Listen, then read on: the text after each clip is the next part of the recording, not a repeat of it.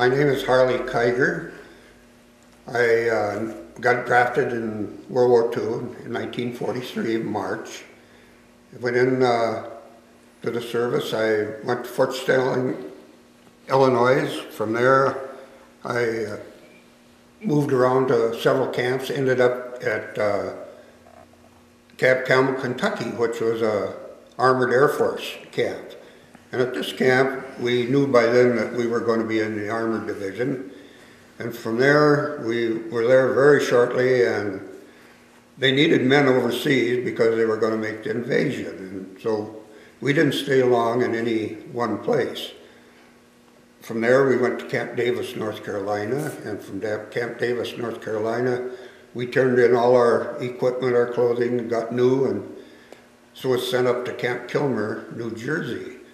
From Camp Kilmer, New Jersey, we boarded a big English boat, like the Queen's. It was New Amsterdam.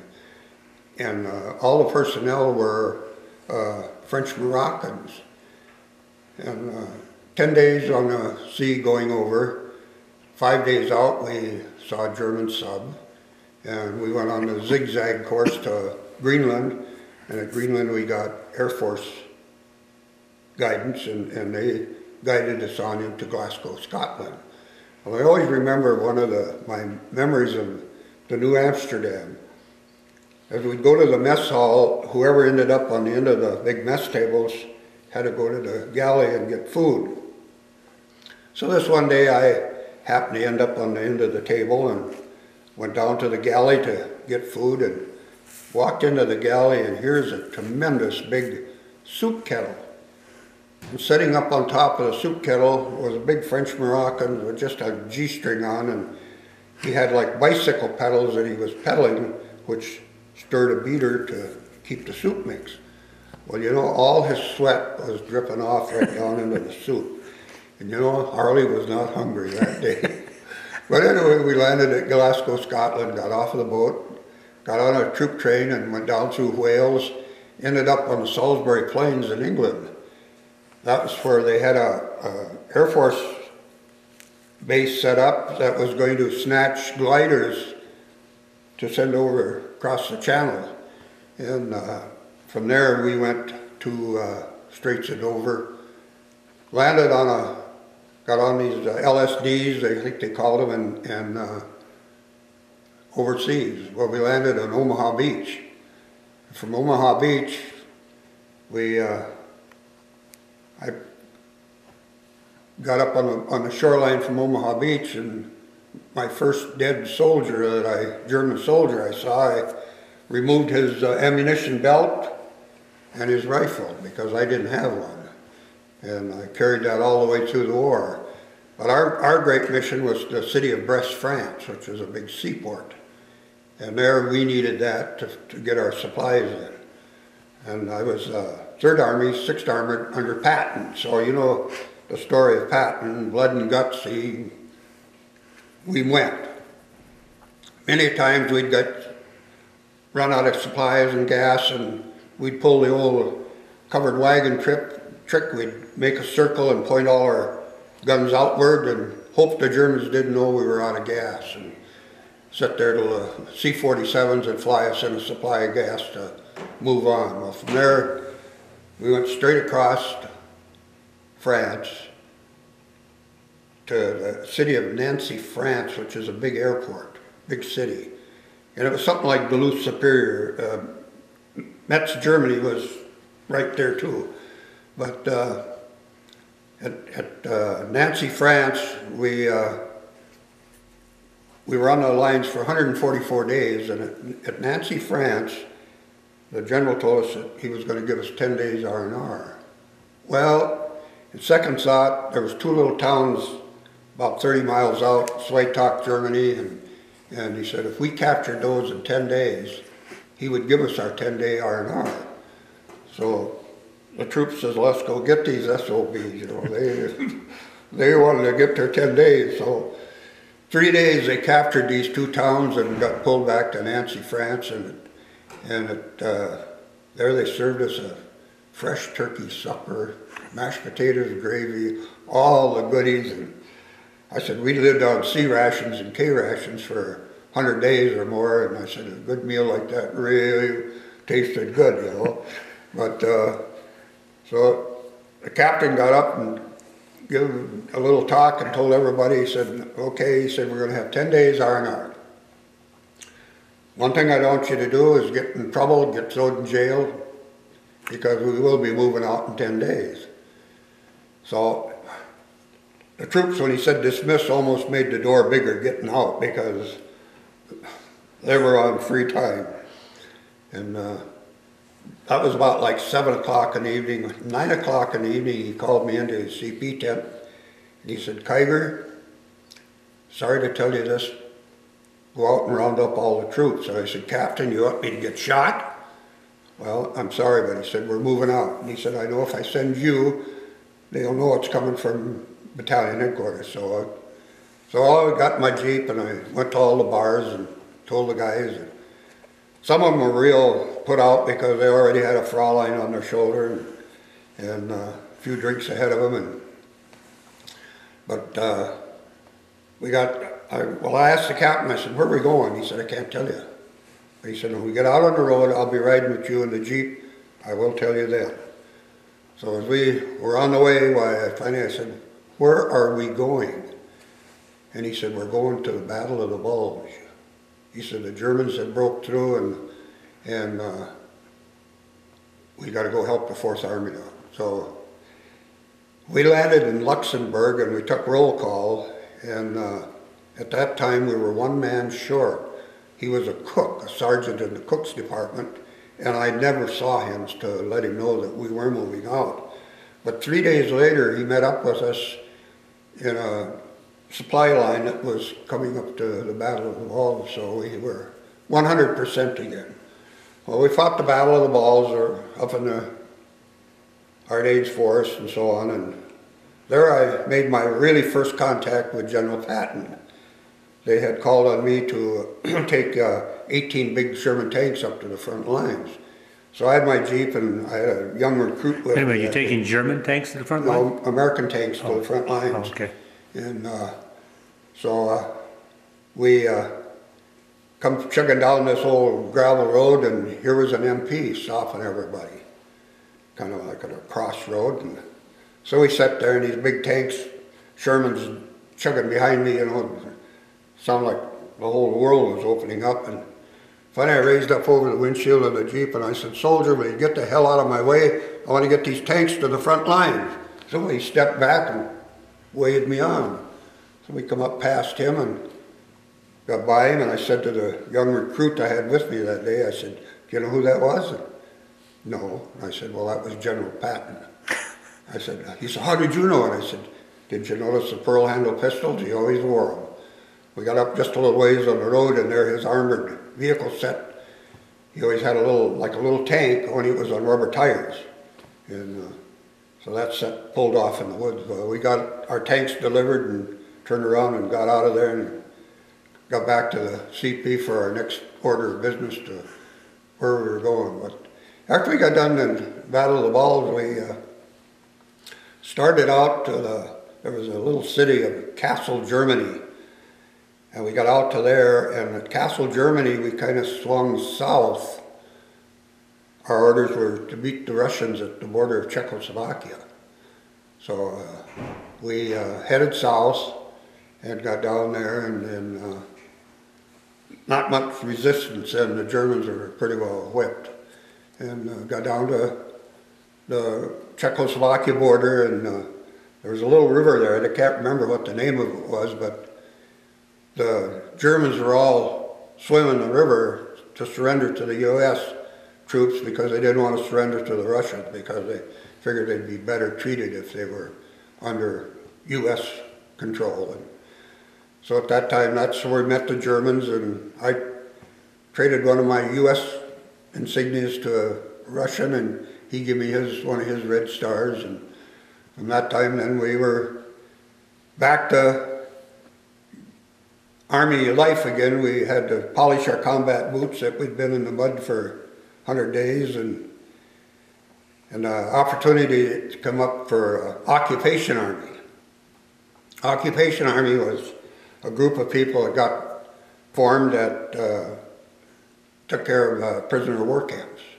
So I signed up for that, and luckily I was drawn. So there you were back just in regular Army fatigues again, and so I was in Occupation Army for about 3 months, and traveled around to Nuremberg and several of the larger Frankfurt and places like that they had German prisoner of war camps, and done that, and after 3 months I got called to go home. I had the first troop, a bunch of guys went home, had 100 to 90 points, and then 90 to 80 or 85. I was in the 85 and above amount of points that I had to come home, and so I got called to leave and come home. Well, then it was back across France, cattle trucks and big 6x6s and different little camps, overnight camps, and we got back to Le Havre,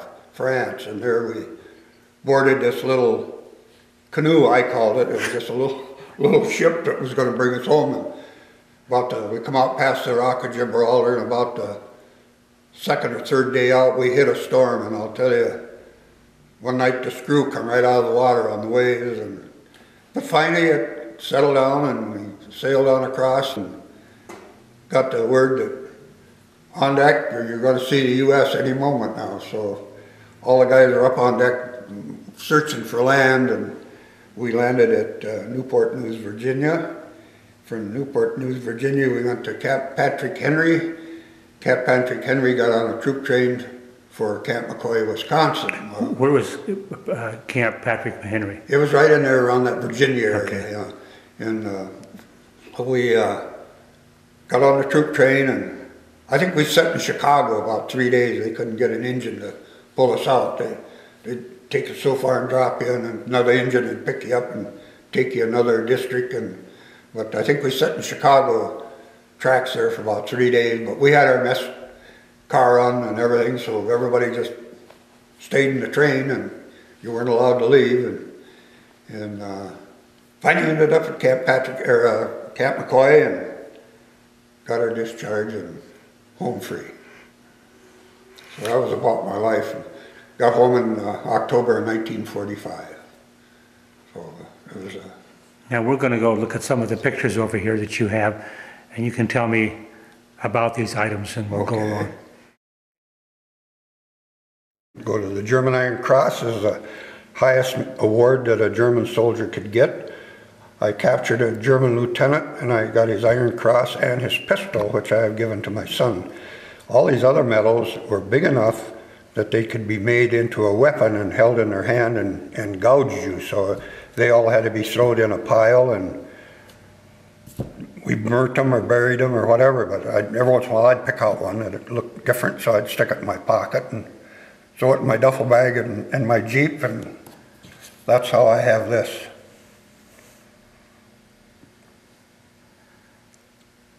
Some German things made out of plastic. I said they had plastic way back in the early 40s, where the United States didn't have it until later. Now what's unusual about this piece of money here? It has a picture in a little slot here that if it didn't have that, it wasn't any good. You'd have to hold it up to the light, and you'd see a face in there, and it would indicate that the money was... Now whose money is this? That's France. France, okay. What is this money here? This is our money that we were paid on when we were soldiers over in Europe. This was French francs that we got paid for in American money when we were in France, and then over this here is the German marks that when we arrived in Germany that's what we were paid in. But it was the U.S. currency that was paid to us. What are the bottom ones here? These are some French pieces that I have. This is also French. They run from 2 francs up to 10, I guess. It's just some old German money that I took off the pile, and prisoners would put their empty their pockets, so to say, to This is German money. Look at the size of the bill compared to my hand. Yeah. It's huge. Well, look at this in here. It takes, you know. Well, look at my hand and you get a size. How'd you like to carry a wad of those in your pocket? It's just some old German money. If you notice this one down here, it says 9 million marks. So maybe I'm a millionaire and don't know it. And this group here? This is German also. Now this is back to France. This is some money that we could use when we were in France. They would accept this from the American troops because it also had the pictures in it of the faces that indicated that it was a good piece. So if I pick this up, I'll see the You should picture. see faces in there, yes. Okay, let's put it up to the light. Oh yeah, look at the pictures show up there.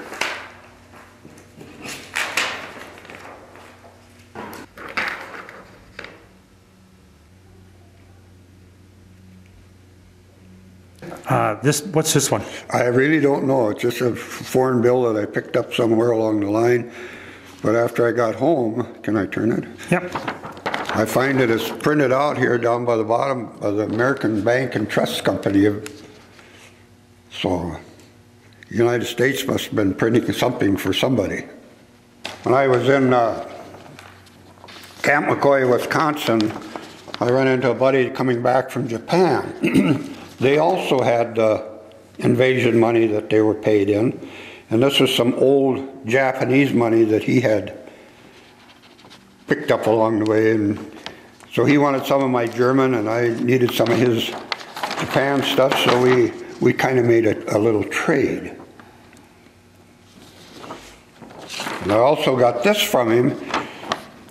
Japan was going to be the dominant country ruler of the world, and this money here, they had already printed and they'd buried it in the Sea of Japan. And it almost looks like our money, but... Why'd they bury it? I don't know. After the U.S. government dug it up, they put holes in it so that, you know. But they... Turn it around.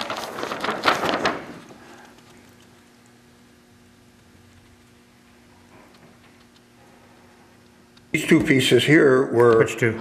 These two in the middle here were good currency for the Germans, yet the German towns and stores were accepting this when we were there. They would rather have this than our invasion money. So if you had some of that, you could. What's the two at the bottom? That I don't know. It's just something that somebody threw in a pile and I took it, you know. This here is a piece of parachute from gas drop when we get surrounded and have no gas to operate. This was his piece of parachute that they come down on a drop and so we went and got our gas and everybody took a little piece of souvenir of the parachute. I did too. I thought it was kind of interesting. So. Now, what are these cards? Well, I had a buddy that we'd put our name in a hat and they'd draw it out, and one of the guys' his name got drawn out, got a chance to go to Paris. So my buddy got a chance to go to Paris, so I said, Pete, bring me back a souvenir. So he brought me this little Eiffel Tower and this deck of playing cards, which is kind of different than ours. And what do you have in your hand? when I landed at Omaha Beach, there was a bunch of these seashells that had floated up onto the shoreline. So there's so much difference in them. I grabbed a couple and stuck them in my hip pocket. I guess they call them lion's paw. But it's still got some of the gravel and dirt on it from Omaha Beach. It's still there. So. How many days after the invasion did you hit Omaha Beach? I think it was 7 days from the main invasion that we got across the channel and landed on Omaha Beach. Where'd you go from there in Omaha? From Omaha Beach, we went ashore and then we headed for the city of Brest, France, because that was a big seaport and we needed it to get our supplies in. And then from there, we just took off across France. And Patton said we just keep going and we get what we can get. So, what do you have in your hand there? this is a German mess kit. This is what they used. Well, I befriended a German soldier in a prisoner of war camp that I was guarding, and one day I was smoking a cigarette, and he said, "Oh, a cigarette." I said, "You want a cigarette, Bill?" "Yeah." So I gave him one of my cigarettes, and he puffed that down in a hurry, and he said, "I have to make you something." So he said, "Bring me a nail." So I brought him a nail, and he engraved all this with just a nail, and that was my gift from him. Well, the only thing I can tell on there, it says 1945, I can read that, but I did have a teacher over in Deer River school system who did get it translated from German to English, so it tells you what it says on it, but it's quite a piece of work for just a nail.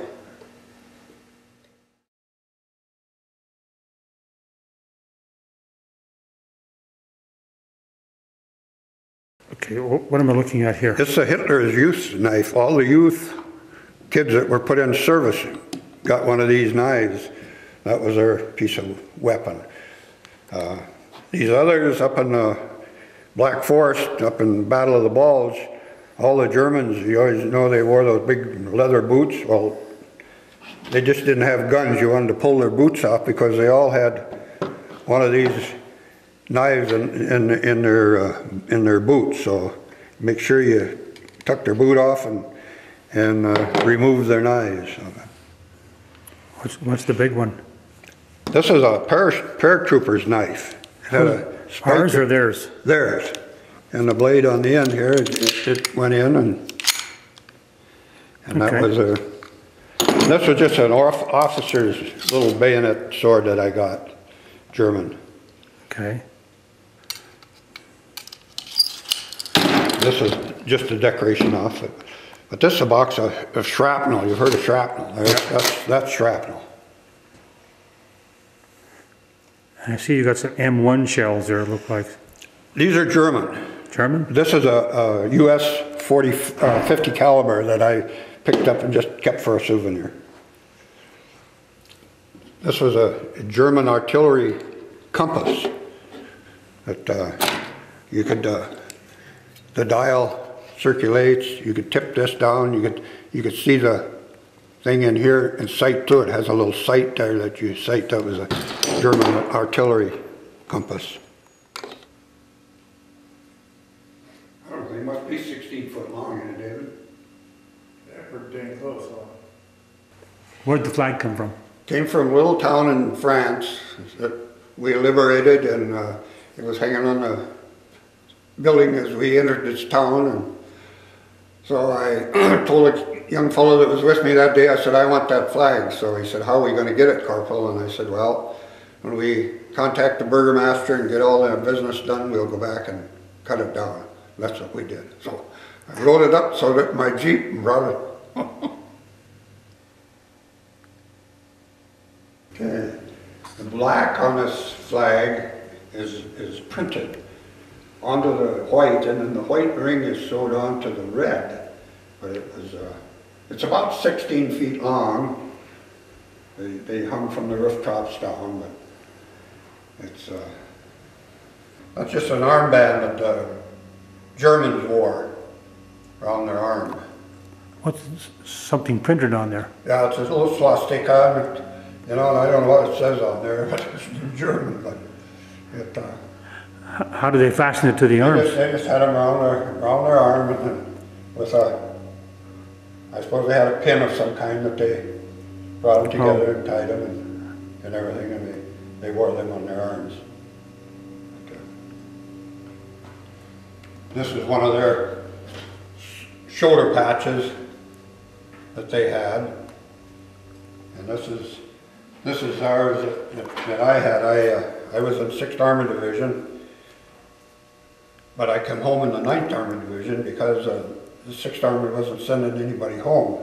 And on my point system, I had to be transferred, so they transferred me into the 9th Armored Division to come home with. And so that's why I have a patch of the 9th as well.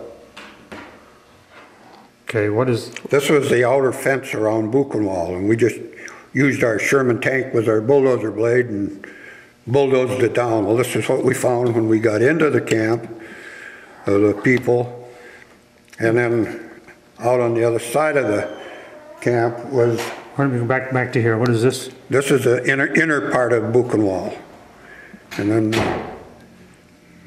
these are the incineraries where they burnt the bodies. They had a big pile of bodies like this piled up out in the back there that we just took the Sherman tanks with the bulldozer blades and dug a trench, rolled them in. It was about the only thing we could do. Were there any prisoners alive then? Oh yeah, there's some prisoners here, if you noticed on that one. There are people walking around there. Okay. And what's this for? That's the incinerary where they burnt the bodies up. This is the ovens that they threw the bodies in and would burn the bodies up. Then they had this pile of bodies thrown up in a heap. What's this down here? That was the Rhine River. That's where the Germans blew the bridge across the Rhine River. What is this? These were pictures of the day the war was declared over. We found a little German brewery and got a keg of beer. We were gathered there having a beer. The pictures are all different sizes because when we have the burgomaster bring in all the cameras and everything. What's a burgomaster? The burgomaster is the mayor. Okay. Same as the mayor. In German, he's known as the burgomaster. So as he'd have all these cameras brought in, and before I'd throw them in the fire, I'd look, and if they had film, I'd put them in my Jeep and use the film up and throw them in the next fire I'd come to. So that's how my pictures are all different sizes and shapes. And that's just outside of one of the places we were at, one of the guys sitting in one of the Jeeps. These two little kids, I found on the road one day, their house was just over in the sideway. It got hit with an artillery shell and was blown up. Their mother and dad was killed, and they were just wandering. So I picked them up and took them back to the interrogators, and I don't know, This is German kids, I see. German kids, yeah. Okay. Took them to where they could be taken care of properly. These pictures are of a German airport that we captured. And the Germans had the planes there, but they didn't have any fuel to fly them, so they just took a hammer and broke the instruments out. So they even have one of ours that they had captured that they were painting over their swastikas on. So, I mean, this one here? These are, this one here is a B-47. And they put the swastika on. Yeah, they captured it from us, and so they're fixing it up, putting their signatures on it and all that, you know. What is this? These are just in some place in France that we captured a big railroad yard, and the bombs they had their ties, but they had metal caps over the ties. Well, the bomb crater hit in here, and it just tipped the rails, the tops of those caps off the ties, just tipped them up.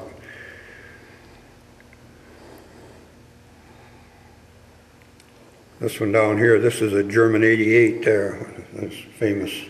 Where? Which one? This one here. It's one of the German 88s that they used to, was their heavy artillery piece. This is the day I received my Bronze Star. As the general there was handing them out, and these guys all were receivers. But here again, my pictures are different colors because we had a lieutenant that worked in a camera store in New York before he came in, and he got the chemicals for us to develop our pictures. Well, you leave them in the chemicals too long and they turn out dark, but I know what they are and everything. Just a group of these are just our guys. They captured this little flag, and so they all dressed up for me one day, and I was there and I took a picture. This was the French Maginot Line here. This guy got to go back in France, so he took that picture, or had somebody take it of him and give it to me for a souvenir. But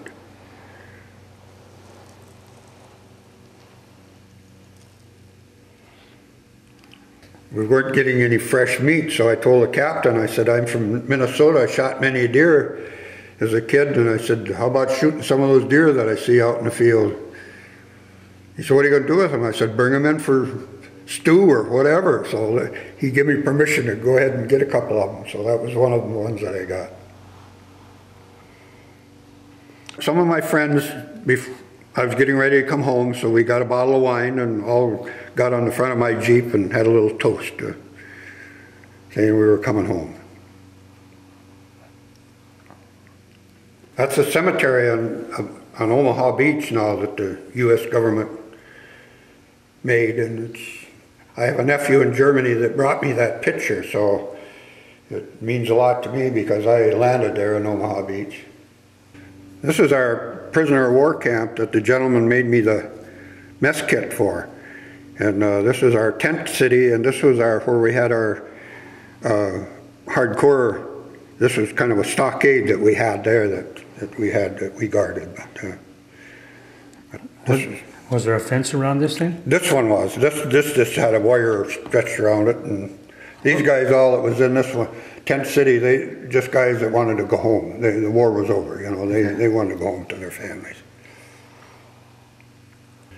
I was taking 2 lieutenants back to come home, and as we was driving on the road, we ran into this Bob Hope show. They were setting it up out in the middle of a big field to entertain the troops. He was there, and so we got a chance to watch it for a little while, and we had to keep going because these guys were on a schedule. And this was down at Le Havre. This is how they transported the troops from the base, which was here, down to where the ship was at. They just had big cattle trucks, and they'd run you in there, and you just stood in there with your baggage and rode down to the ship's landing and boarded the ship there.